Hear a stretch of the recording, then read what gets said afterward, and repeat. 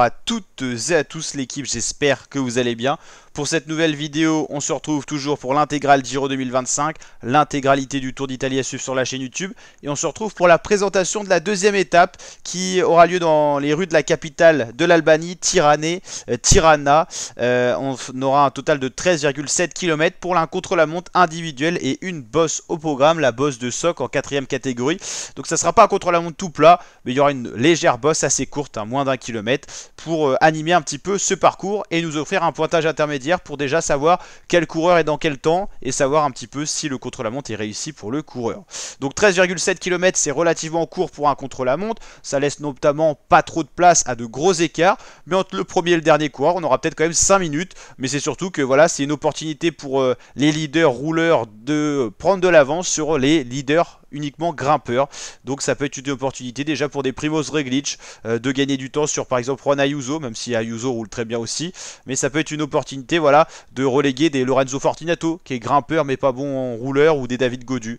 Donc il y a une opportunité vraiment de creuser l'écart pour ceux qui seront en jambes, pour ceux contre la montre, et il y a une victoire d'étape à la clé, peut-être un maillot rose. Le maillot rose actuel c'est Mats Pedersen, il roule bien, mais possiblement on aura un changement de maillot rose à l'issue de cette étape. Alors j'aimerais bien avoir les classements justement, on les cherche les classements de ce Giro.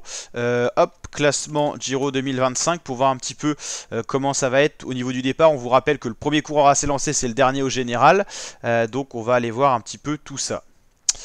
Donc Mats Pedersen est leader devant Wout van Aert, Orlus Olar, Francesco Busato, Thomas Pidcock, Diego Ulissi, Richard Carapaz, Max Poul, Nicolas Conchi, Davide Pigonzoli. Pidcock il roule bien aussi, mais de là à prendre le maillot rose peut-être pas. Hop là, je suis pas sûr qu'on avait le classement tout à l'heure. On a juste les 10 premiers coureurs. J'aimerais bien le classement complet qu'on cherchait dans le résumé qui était déjà pas disponible. Alors si on l'a toujours pas, on a que les 10 premiers coureurs. Alors on a les autres classements, c'est intéressant. Classement par points, sans trop de surprise, c'est Mats Pedersen. C'est donc Wout van Aert qui portera le maillot distinctif cyclamen.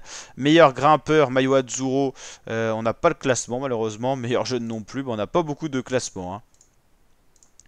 Bon, en tout cas, les principaux prétendants à quelque chose auront un maillot distinctif à l'issue déjà de cette première étape. Et donc, dans l'étape 2, on pourra les repérer plus facilement. Wout van Aert peut faire un très bon contre-la-montre. C'est lui qui peut aller chercher le maillot rose aussi, peut-être à l'issue de cette deuxième étape, qui peut être une possibilité pour lui pour briller. Il est moins bon sur le sprint, il est plus le plus rapide, on le voit ces temps-ci, mais il peut tout à fait arriver à briller sur un contre-la-montre. Il y aura Joshua Tarling et tout ça, il faudra se méfier, mais en tout cas pour la victoire d'étape peut-être qu'il sera battu, mais il peut aller chercher le maillot rose de Mats Pedersen. On verra tout ça. On espère que le site du Giro va s'améliorer pour les classements, parce que pour l'instant c'est pas trop ça. Le livre de route ça va pas être ça, j'imagine. Ouais, non, c'est pas terrible. C'est pas terrible. Bon, on essaiera de remettre tout ça à jour pour les prochaines présentations d'étapes où on pourra débriefer un petit peu des classements généraux notamment. Donc voilà, information, étape 2, contre-la-montre individuelle. N'hésitez pas à liker si ça vous a plu, vous abonner et partager. Ciao les fratés, n'hésitez pas à réagir en commentaire pour mettre votre petit favori de l'étape 2. Allez, je vous dis à très bientôt pour de prochaines vidéos les fratés. Ciao, ciao.